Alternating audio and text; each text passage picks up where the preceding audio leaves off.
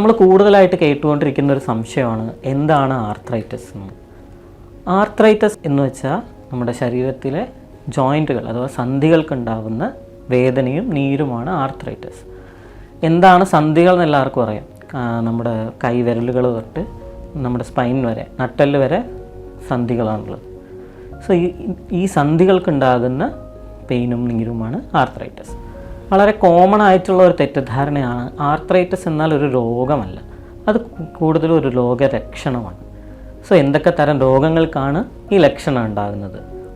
വളരെ സിമ്പിളായിട്ടുള്ള viral fever തൊട്ട് ക്രോണിക് ആയിട്ടുള്ള അസുഖങ്ങൾ ആയ റുമറ്റോയ്ഡ് ആർത്രൈറ്റിസ്, മലയാളത്തിൽ ആമവാദം എന്നൊക്കെ പറയും, അത്തരം അസുഖങ്ങൾക്ക് വരെ ഈ ആർത്രൈറ്റിസ് ഉണ്ടാകാം.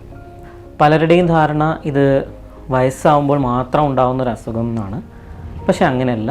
ചെറിയ കുട്ടികൾ തൊട്ട് എല്ലാ വയസ്സിലുള്ള ആളുകൾക്കും ആർത്രൈറ്റിസ് ഉണ്ടാവാനുള്ള സാധ്യതയുണ്ട്.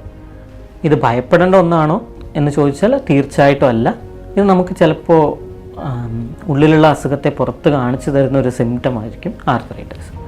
സോ ആർത്രൈറ്റിസ് ഉണ്ടാകുമ്പോൾ നമ്മൾ ചെയ്യേണ്ടത് കൃത്യമായ വൈദ്യസഹായം തേടുക എന്നുള്ളതാണ്.